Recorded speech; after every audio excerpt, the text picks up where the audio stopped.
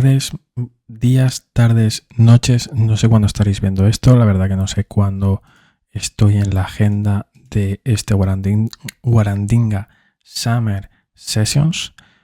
Pero una vez más, estoy en estas sesiones que hace la comunidad de Warandinga. Muchísimas gracias por invitarme. Me vais a perdonar que esté hablando así bajito y que esté casi susurrando. Lo siento mucho, espero que se me escuche bien.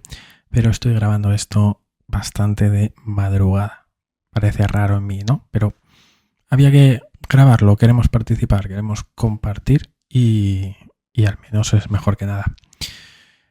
Esta vez tengo esta charla bien evolucionada de una que hemos dado en el Agents Day en Madrid. Me parecía interesante para compartiros porque tiene una parte de estado del arte, una parte más filosófica y otra parte también un poco más técnica, y me parece bastante completa para que salgáis de ella dándoos una vuelta en la cabeza, comentando, compartiendo y dando vuestra opinión, ¿vale? Me presento, para el que no me conozca, soy Diego Zapico, soy arquitecto en NTT Data y ahí os estoy dejando mi LinkedIn y mi Twitter. Mi LinkedIn más profesional, mi Twitter para más mis divagaciones personales. Soy Microsoft MVP por tercer año, este último año en la categoría de inteligencia artificial en Foundry. Y abajo os dejo 3 comunidades con las que participo. Compartimos Unplug, donde cada semana hacemos un podcast de noticias Microsoft del sector, porque también mencionamos cosas de Anthropic, mencionamos cositas de Docker, todo lo que pueda ir un poco ejecutado en Azure que usemos nosotros en el día a día. Ahí lo vamos comentando. Nos encontráis en Spotify, YouTube, Apple Podcast, en todas. Estamos en iVoox. La segunda es Tech Riders. Si sois residentes de Madrid, principalmente en España, porque seguro que nos estáis viendo gente de fuera, es una comunidad que, entre otras cosas, yo creo que la mayor iniciativa que tenemos, la más bonita, es la que tenemos una serie de institutos de formación profesional que se ponen en contacto con nosotros para solicitarnos profesores de algún área y les ayudamos a que un profesional vaya a darles una charla de 1 hora de manera voluntaria y gratuita, y que los chavales pues tengan así un conocimiento fuera de lo que es el temario común. Os invito a mirarlo si sois especialmente de Madrid, ¿vale? Yo, por ejemplo, estoy en Asturias, pero de vez en cuando paso por Madrid intentamos coordinar alguna y me acerco a alguno de los institutos. Y el tercer logo es el Data Saturday, que esta semana empiezo a colaborar con ellos. Es un evento de datos e inteligencia artificial que se hace en Madrid. No sé si es totalmente público, pero en noviembre será el evento este año, ¿vale? En Madrid. Estar pendientes, evento grandísimo, con muchos tracks y muy, muy interesante porque al final datos e inteligencia artificial coge muy transversalmente a cualquiera de los profesionales en la informática. Esta charla va a tener 3 puntos, ¿vale? Vamos a hablar de nuestros nuevos coworkers, los viejos coworkers y luego vamos a hablar de lo que es la ciencia o un poco el punto de la ingeniería en el tema de la inteligencia artificial. ¿Qué es el nuevo coworker? Los nuevos coworkers son los agentes. Hemos visto que vienen para quedarse, hemos visto que se consiguen avances muy rápido, hemos visto que hay que tener cierto cuidado, que hay que personalizarlos, que hay que elegir el LLM, hay que elegir las herramientas, que están saliendo muchos asistentes y muchas formas. Cada 6 meses parece que cambia la forma de trabajar con ellos y hay ciertos puntos que quería ver con vosotros. No sé si conocéis Project Lobster, pero es un proyecto que ha nacido cuando en Microsoft vieron OpenClaw, ¿vale? No Cloud Code ni Cloud, el de Anthropic, ¿vale? Cuando apareció OpenClaw, que era también como una langosta, ¿vale? Que era nuestro agente personal, que le dabas acceso a todo. Bueno, pues les gustó mucho. En este caso, Hanselman empezó este proyecto que era a ver a dónde podía llegar eso en Windows. cogió a 17 ingenieros a tiempo completo, se pusieron 6 semanas, se pusieron con inteligencia artificial en ese ciclo de codeo, review, test, troubleshoot y bueno, pues llegaron a generar una burrada de líneas de código, llegaron a darle una potencia y esto acabó en el último Microsoft Build presentado como Scout y va a ser una realidad dentro de Windows. Esto lo habéis visto, seguro, muchísimos proyectos de este estilo que igual no 17 ingenieros, pero se ponen 3, 4, cosas así y parece que hacen una aplicación corriendo, ¿vale? Que hacen lo que antes se hacía en un año, pues ahora en 3 meses lo estamos teniendo. Y es verdad, está ocurriendo, pero hay que tener cuidado, no es cualquiera que se ponga con esto. Todos los casos que estáis viendo, cuando es alguien que no tiene una buena base de fundamentos, suele acabar mal, suele acabar en un proyecto en el que se filtra información, en el que hay claves que se filtran, en el que hay agujeros de seguridad o de configuración importantes.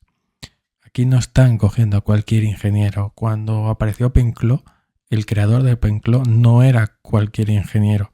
Cuando estábamos dando esta charla en el Lions Day, otro de los ponentes era Bruno Capuano y estaba explicando cómo estaba usando agentes para desarrollar. Había una cosa que a mí me resultó muy interesante. Él puso el ejemplo de que le pedía añadir una caché a su sistema de microservicios, ¿vale? Cuando nosotros no era tan sencillo como quiero añadir una caché.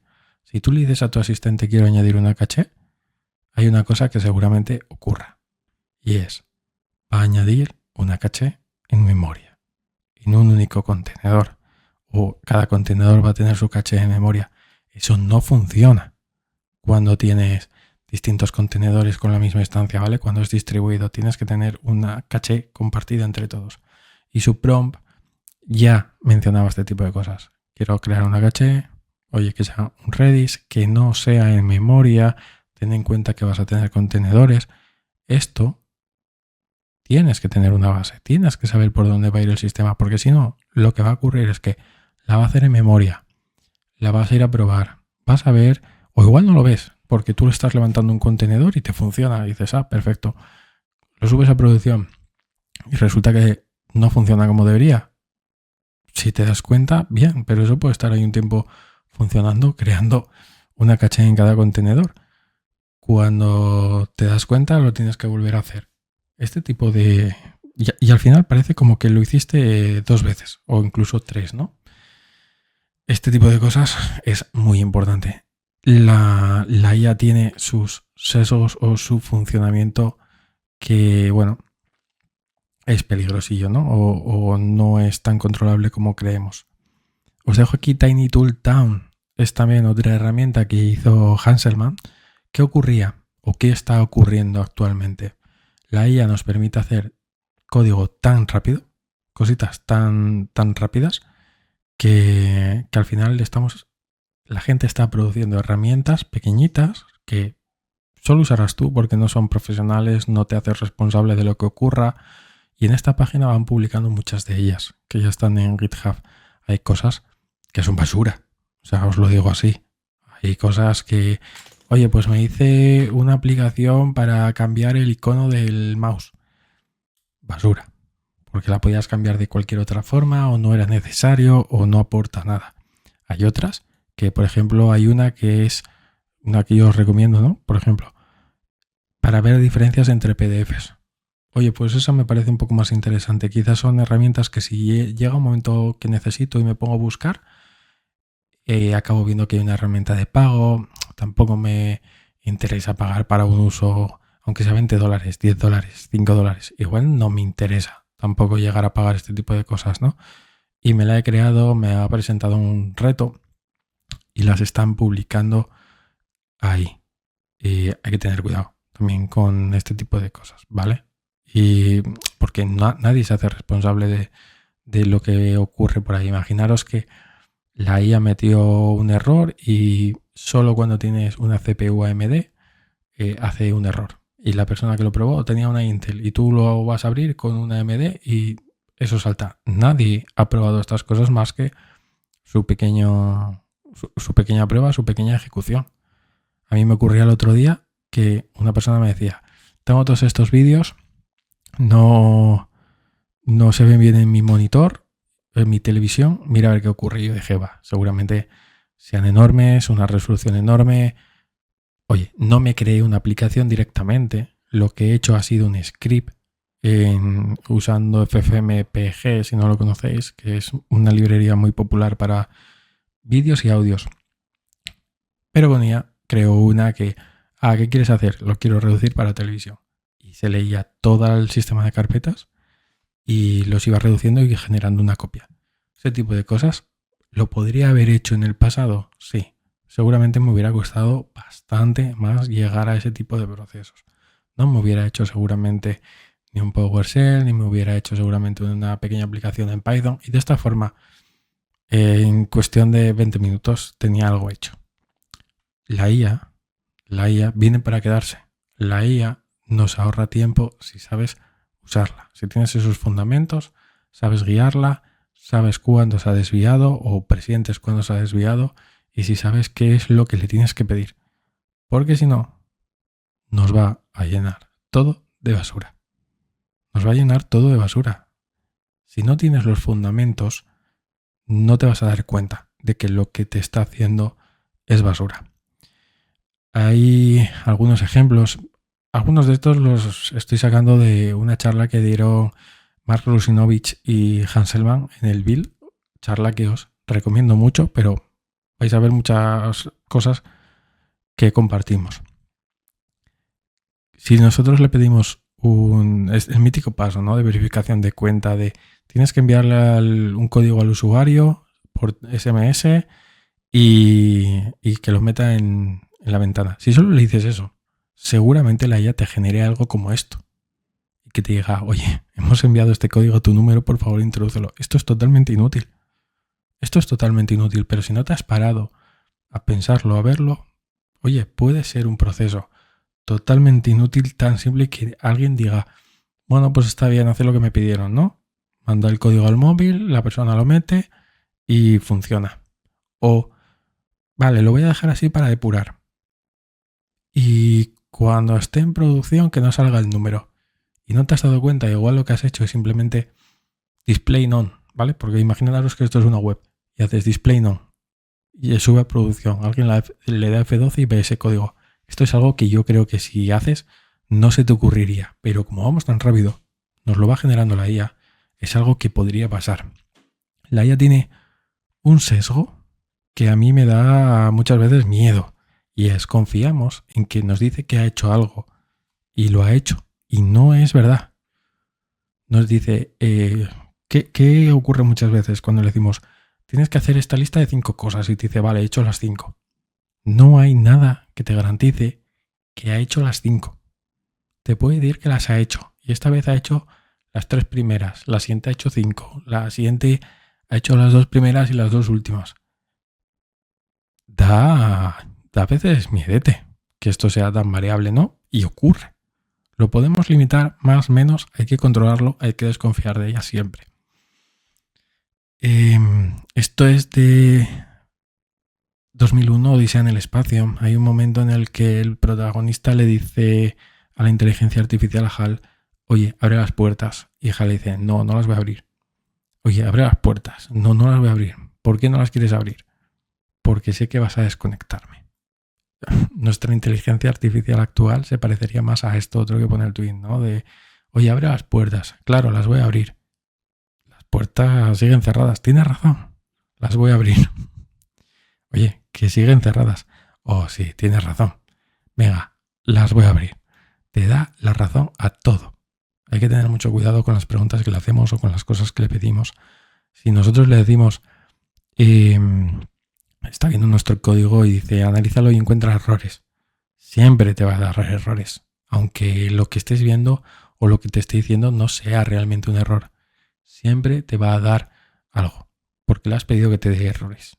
Siempre va a rellenar. Va a intentar complacerte. Si sabe que lo que está leyendo es algo que has hecho tú, se desviará en el sentido de que te intentará dar la razón. Si tú le dices, si él te dice, esto creo que iría mejor por esta otra opción, ¿no? Imagínate que os dice, creo que de aquí deberías usar inyección de dependencias y vosotros le decís, no, ¿para qué? ¿Para qué la voy a usar? Dice, pues tienes razón, no la uses. Eso no es el pensamiento crítico que debería tener un profesional, eso no es profesional. Y muchas veces caemos en ese tipo de, bueno, me da la razón, me siento bien. Es un sesgo muy humano y hay que tener cuidado con él. Me hizo mucha gracia que ponían este otro ejemplo y es, le han pedido a Gemini 2.5 que intente solucionar una cosa, ha probado todo y al final dice, mira, no encuentro la solución, soy totalmente inútil, lo mejor es que me desinstale.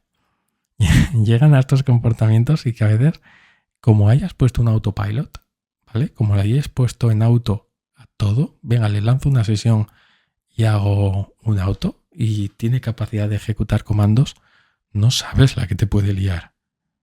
Siempre tenemos que limitar este tipo de cosas. Si le mandas un proceso automático, le tienes que decir, vale, pero limita a estos comandos exclusivamente. Y dentro de esos comandos, estas opciones. No dejes de hacer cualquier cosa, porque puede llegar un día que la ejecución ha tirado por otro lado y te desmonta todo. Si estáis usando un asistente en vuestro ordenador, os puede llegar a desmontar, el ordenador completamente. Por eso están saliendo ahora todo el tema de los sandbox, para que no ocurran estas cosas, porque no se encuentra otra forma de limitarlos.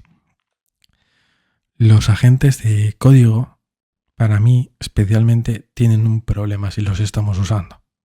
Cuando tú te apoyabas en un compañero, ese compañero iba aprendiendo no solo de cómo tú haces las cosas y proponiéndote cosas nuevas, sino de cómo las hace el cliente, de cómo han ocurrido en el pasado. Eso con los agentes no ocurre. No aprenden de ti, aprenden de lo que les va enseñando. No es realista pensar que vas a montarte 250.000 skills con todo lo que has ido aprendiendo a lo largo del tiempo.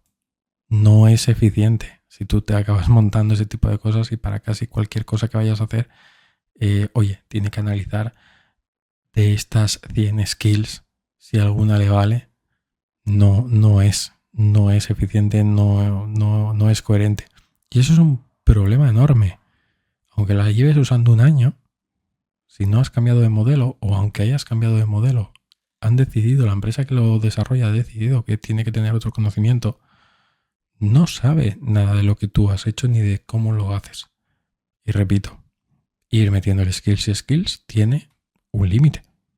No podemos llegar a decir, oye, pues va a tener 100 skills y cada vez pues tiene que ver si de esas 100 skills le sirve alguna.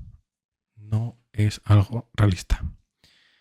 Esto nos lleva a nuestro segundo punto, que es los viejos coworkers, que realmente son los que actualmente tenemos y los que tendremos en el futuro igualmente, que es toda esta gente que entra nueva en el sector, que tiene que seguir aprendiendo, que serán nuestros compañeros y que el día de mañana tendrán que ser los seniors que nosotros nos consideramos hoy.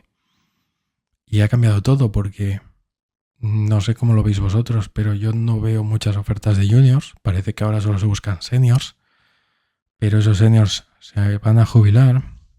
Cuando entra un junior no le podemos dejar la IA y venga, tira que libras, tenemos que seguir supervisando. Y se dan ciertas circunstancias en las que nosotros mismos con IA podemos estar haciendo el trabajo más rápido o más directo. Pero tenemos que seguir haciendo el esfuerzo de enseñarles, ¿vale? Hay otro problema y es que nosotros les enseñemos no garantiza que se vayan a quedar en la empresa. Eso es una circunstancia que se puede dar. Entonces aquí hay 3 puntos que yo veo siempre que tienen que negociar y es ese junior tiene que dar algo. El senior tiene que perder algo, el junior. Tiene que perder algo el senior y tiene que perder algo la empresa. Sin ese equilibrio no va a funcionar. No habrá nuevos juniors que se formen y que se queden. Se romperá en algún momento. Habrá juniors que no se formen, pero la empresa los tenga y se queden. Habrá juniors que se formen, pero la empresa luego no les dé lo que necesitan y se vayan. O habrá empresas que tengan seniors, pero no vayan metiendo juniors. Y al final es un equilibrio que tiene que estar y que tiene que existir. Y cómo llegamos un poquillo a que esto sobreviva. Hay un mensaje que hemos dado muchas veces. A mí siempre me ha hecho gracia, ¿vale? Que lo que son los programadores de verdad, al principio, ¿no? Se hacía ensamblador.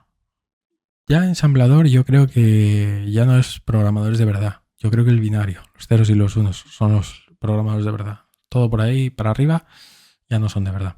No, siempre se dijo que el ensamblador, ¿no? Que la gente que hacía ensamblador, eso sí que eran los programadores de verdad, que conocían la memoria, conocían todos los punteros, conocían las instrucciones de la CPU. Luego aparecieron los IDEs y con ellos cosas como el IntelliSense, ¿no? Que te decía, pues tienes estas funciones disponibles para este objeto, puedes hacer esto, te daba algún pequeño script y la gente decía, es que esto te hace olvidarte el lenguaje, esto no te acuerdas de toda la API que tiene. ¿Y para qué? Realmente. Íbamos más rápido.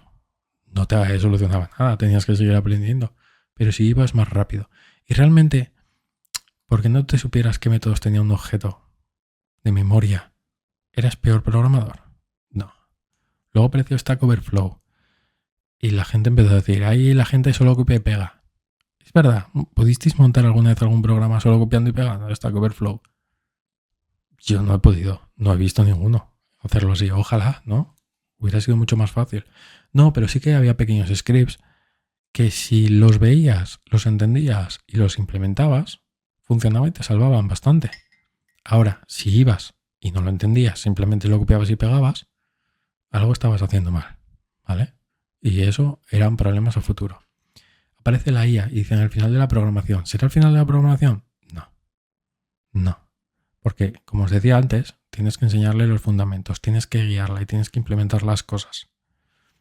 Para mí es igual que cuando estaba con Stack Overflow. Si tú te limitas a ir a Stack Overflow, copiar y pegar y no entender lo que estás haciendo, ni por qué funciona así, ni qué fallos puede tener, va a salir mal. Si lo haces con la IA, va a salir igual de mal.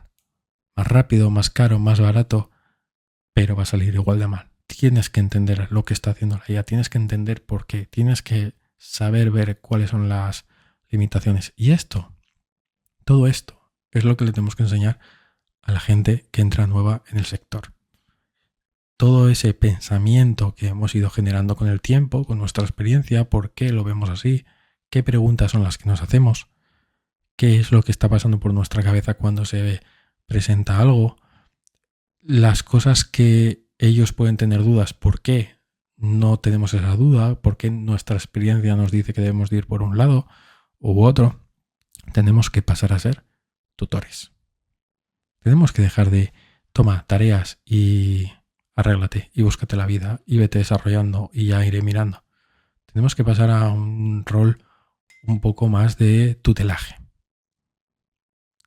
Aquí me hubiera gustado que para esta parte estuviera aquí mi compañero Roberto Navarro, que dio también esta charla conmigo. A él le encantaba siempre poner el ejemplo de los médicos. Cuando tú estudias medicina, estudias 5 años, te haces un examen, parece que sabes un montón, y luego te pasas otros 3, 4 años pegado a médicos, viendo, aprendiendo de ellos, viendo por qué hacen las cosas. Sí, vas teniendo para algunas cosas cierta autonomía, pero muy controlado, supervisado en ese sentido, ¿vale? Y así es como vemos que debería de ser ahora un poco este entorno, esta forma de formar a los nuevos. Claro, lo ven como un poco ese tutelaje, como si volvieran al colegio, como si han estudiado una carrera y ahora llegan y da igual, porque tienen que rendir cuentas, ¿no? Están en una reunión y parece que son, en algunos momentos, secretarios o secretarias, porque no tienen un aporte más que escuchar. Pero es que se están formando para luego coger ese rol ellos. Es necesario, no venimos de haber salido de la carrera ayer, no venimos de haber empezado en el sector ayer, venimos de muchos años. Intentamos que ellos aceleren y no tarden tanto como hemos tardado nosotros en adquirir ese conocimiento, pero no hay otra forma. No te puedes sentar ahora y empezar a estudiar y ver. Hay mucho también de soft skills, de ver cómo nos relacionamos, de ver cómo desarrollamos un proyecto. Y tienen que ir viéndola. Nace así. Para mí no nace este rol porque yo siempre he visto la formación de este estilo, ¿no? Pero sí que hablan de este preceptor, de este tutor. Hemos tenido ese tech lead que guía un poco el desarrollo, las tecnologías, por dónde tienen que ir, y luego tenemos este tutor que para mí es la persona senior o gente con más seniority del equipo. Les damos tareas, pero les enseñamos cómo las planificamos, cómo las asignamos, cómo las implementamos y cómo las revisamos. Les dejamos que lo vayan haciendo ellos solos, pero seguimos supervisando lo que van haciendo, guiándolos para que vayan teniendo cada vez más soltura. ¿Por qué planificamos las cosas como las planificamos? ¿Por qué se las hemos asignado a una persona o se las hemos asignado a otra? No lo hacemos al tuntún, no tiramos un dado, no hacemos ese tipo de cosas. ¿Por qué las implementamos así? Porque no hay una única forma de hacer las cosas, no hay una única arquitectura. A veces podías implementar esto de varias formas. Para este cliente, la mejor forma es esta, por A, por B y por C. Y para el otro cliente puede ser la misma o ser completamente contraria. Cada sector, cada negocio, cada arquitectura que ellos ya han predefinido previamente. Habrá alguien pensando en Azure, ¿no? Y dirá, yo voy a usar todo más Cloud Native y me voy a apoyar y voy a desarrollar en Functions. Y el de al lado dirá, no, pues yo quiero ser multicloud y lo voy a hacer en contenedores todo. ¿Hay una mejor que la otra? No hay una mejor que la otra. Pero si tú no tienes experiencia y mañana llegas y esta persona lo hacía con, no sé, se montaba su propio Kubernetes y otro viene con Container Instance. ¿Y qué diferencias hay entre uno y otro? ¿Y por qué esas? Y aprender de otros clouds. Todas estas cosas. Yo creo que todos hemos sido jóvenes y todos hemos pensado, ya lo sé todo. Todos hemos pasado por esa curva en la que te das cuenta, crees que te lo sabes todo, te das cuenta que realmente no sabes nada y es como que te vuelves a hundir, ¿no? A mí quien me diga, no, yo es que por mucho que hayas hecho la carrera de 4 años, me da igual, pero yo tengo 2-3 años de experiencia y soy senior.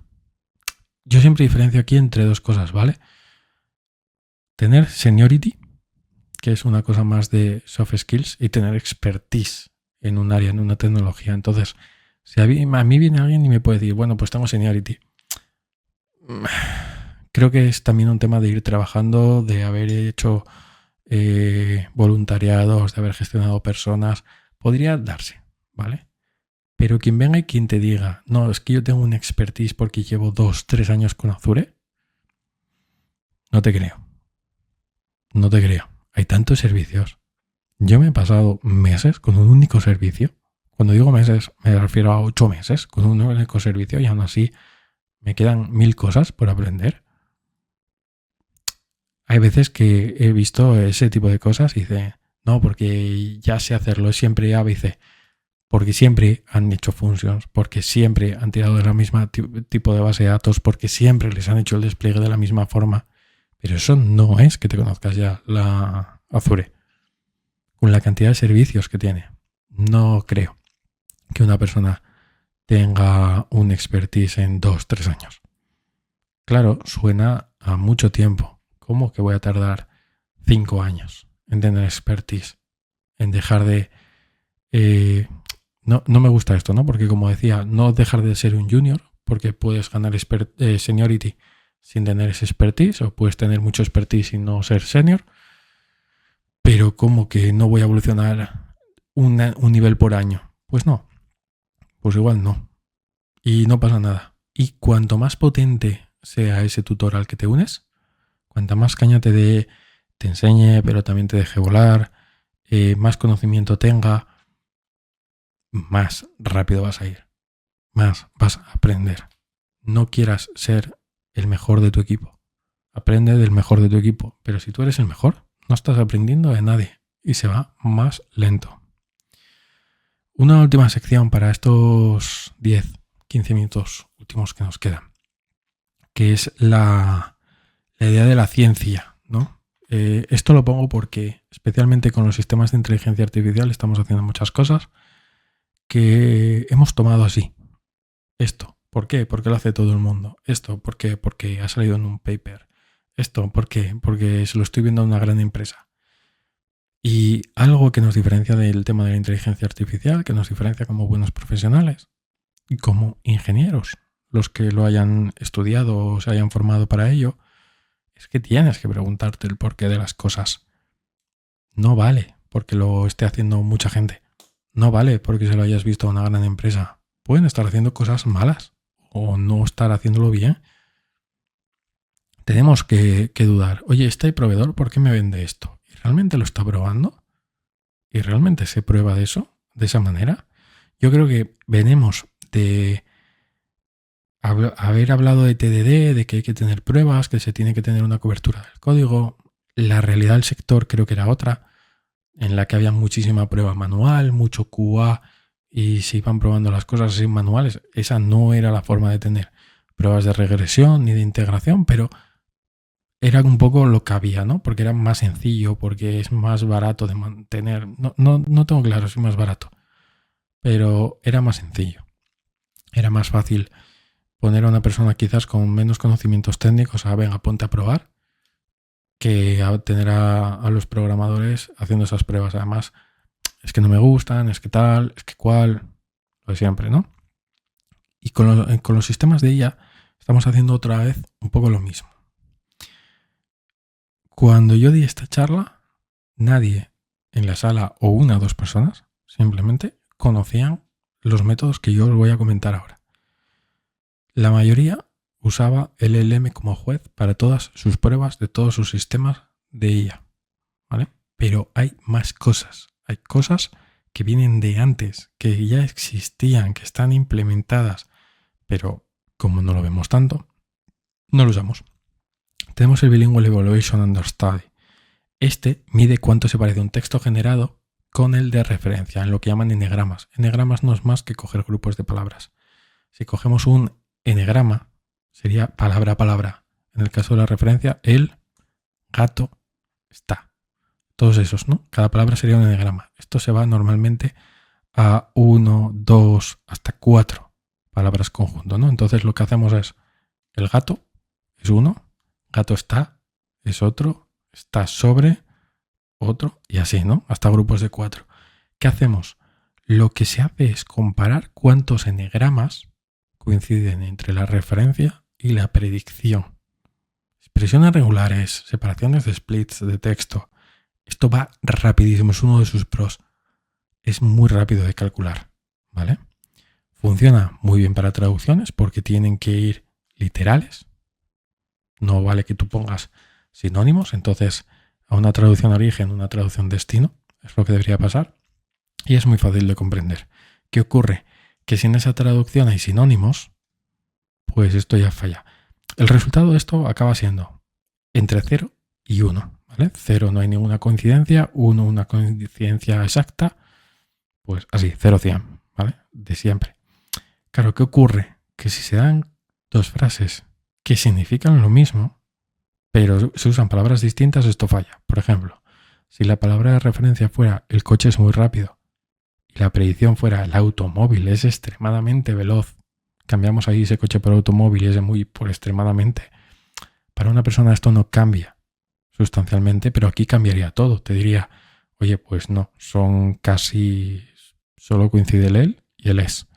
Sería muy poco, pero realmente no es así, ¿vale? Realmente se parecerían mucho. Entonces, bueno, puede haber ciertos casos cuando no necesitamos que sea tan directa la referencia y la predicción, que esto nos podría fallar. ¿Qué ocurre? Que también se había hecho esto, ¿vale? Para resúmenes. Cuando se hacían resúmenes automáticos se usaba este ROUG. No sé cuál es la pronunciación, la verdad. ¿Qué ocurría? aquí un poco lo mismo, ¿vale? Este RUG1 que os pongo, RUG2, son los n-gramas. Hace exactamente un poco lo mismo. ¿Qué pasa? Que cuantos más también se parezcan, mejor resultado da. En el caso de este RUGL que os pongo ahí, busca el n-grama más largo que se parece. ¿Vale? En el caso del gato negro duerme, pues sería el gato duerme. Se parece y tiene 3/4 en la referencia y 3/3 en la predicción. Y si la longitud es muy larga, pues lo bonifica, ¿vale? Por eso era un poco para resúmenes. Esto correlaciona muy bien. Lo que se dieron cuenta es que este sistema funcionaba muy bien para ver lo que prefería un humano, que al final se basa todo en eso, en ver cuánto se parece esto a lo que haría un humano, comparando la referencia y la predicción. Vale, pensemos que esto no nos sirve tampoco, ¿vale? Porque lo mismo que ocurre con los sinónimos, este fallaría. Igual que habíamos visto en el caso de Bleu, que fallaría con los sinónimos, este fallaría igualmente con los sinónimos. Y en casos de IA generativa es muy fácil que nos dé sinónimos. Pero tenemos BERT-Score. En vez de comparar las palabras exactas, comparamos embeddings. Comparamos el embedding de referencia. El coche es muy rápido con el embedding de la predicción. El automóvil es muy veloz. Perdón. Y saldrá una cosa muy parecida. Esto captura los sinónimos, correlaciona muy bien con un humano porque un humano diría que estas dos cosas son parecidas. Y además es que al ser embeddings son multilingües.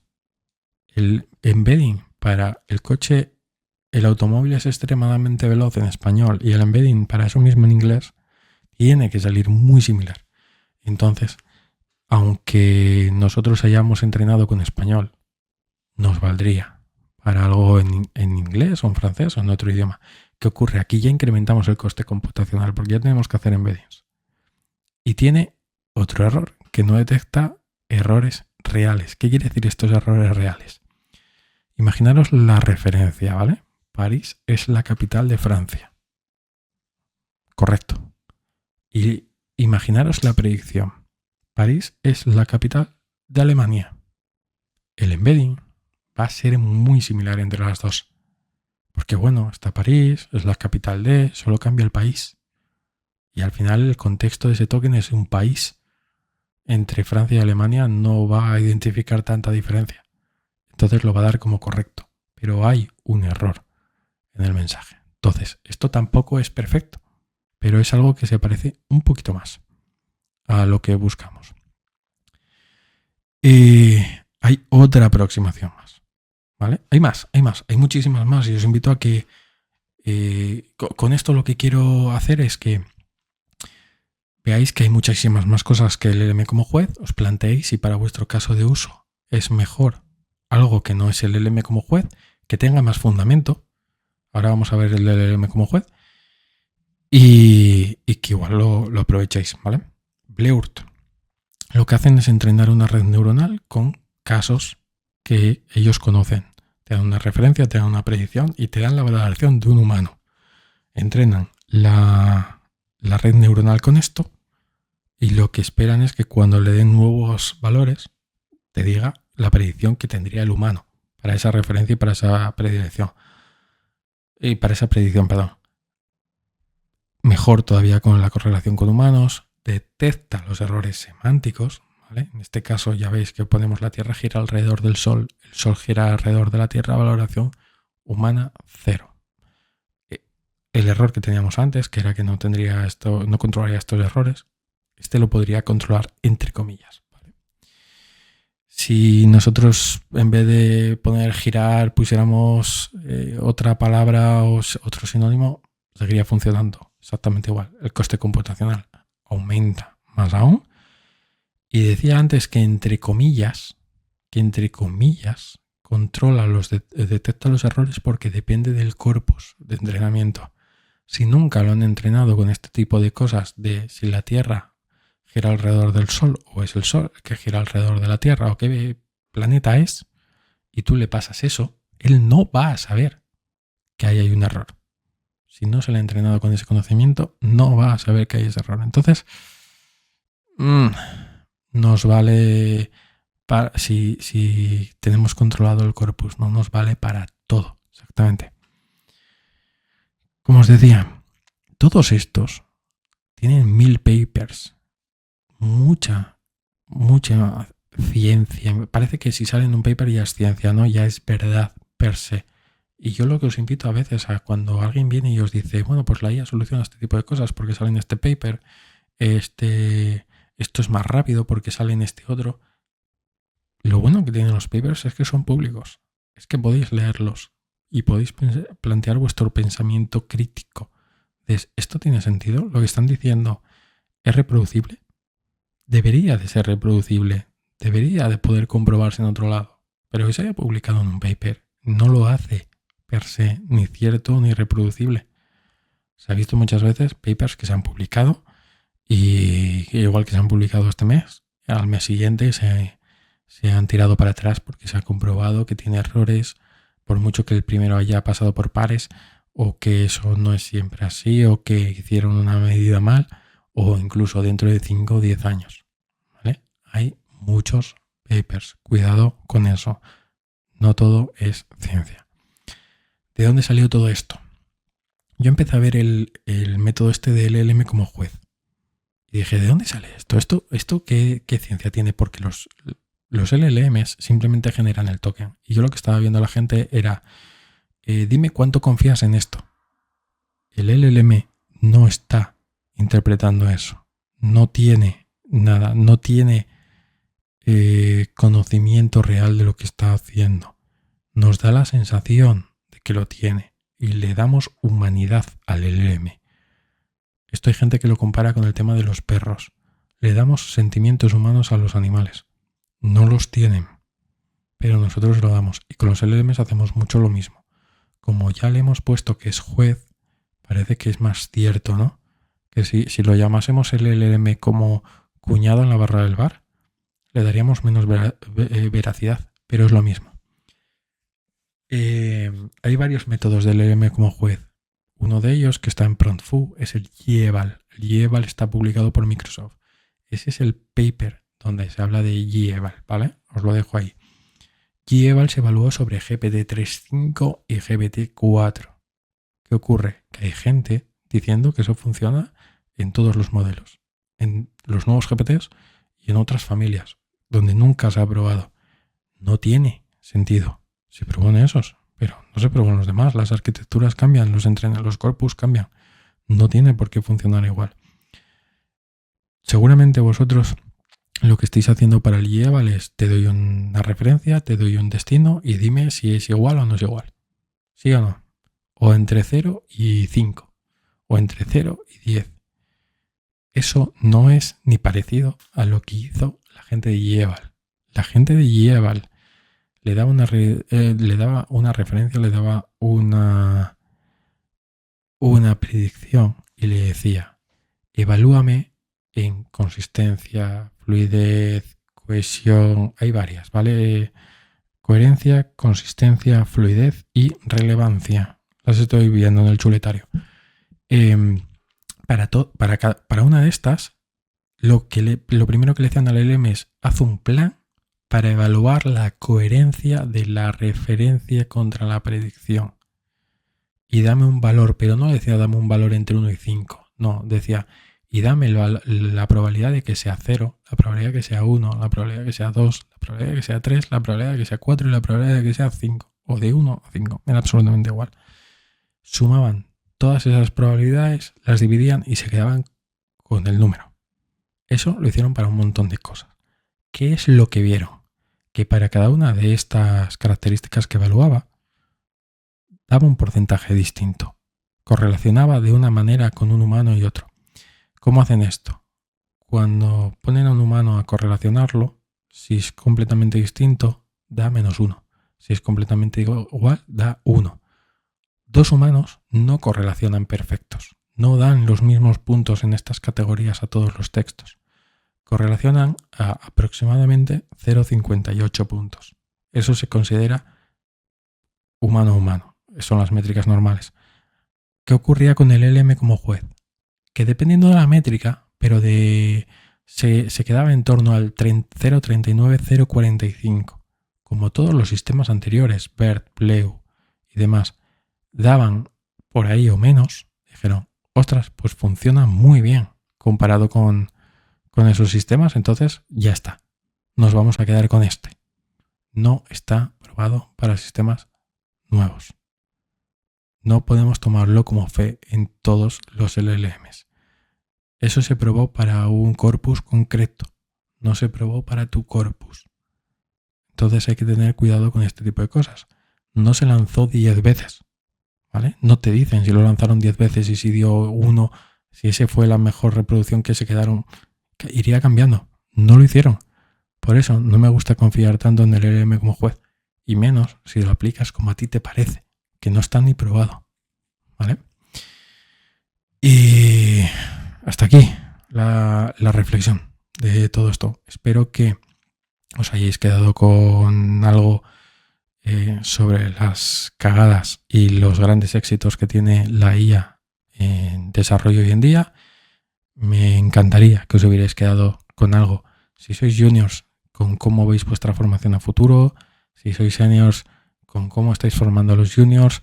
Si sois una empresa, con cómo los vais a formar o si los vais a formar. Y si sois un centro educativo, exactamente lo mismo. Porque llega un momento muy cambiante. Y espero que hayáis aprendido algunos métodos nuevos de evaluación y que os planteéis si lo que estáis haciendo es realmente el LM como juez, en qué está basado o si os estáis inventando una forma de evaluación y como os da buenos resultados, os gusta y ya por eso está genial. No hacíamos las pruebas para que nos dieran siempre verde. Hacíamos las pruebas para detectar errores. Mira, un tip final. No pongáis en el LM como juez todas pruebas que os tienen que dar sí. Forzarle a pruebas que os tienen que dar no. A ver si esas las está capturando igual. Nada más. Me despido. Espero que lo paséis genial. Que aprendáis muchísimo con estas charlas. De nuevo, muchísimas gracias a Guarandinga por dejarme este hueco para compartir con vosotros. Y nos vemos en los araos y en las redes sociales. Hasta luego.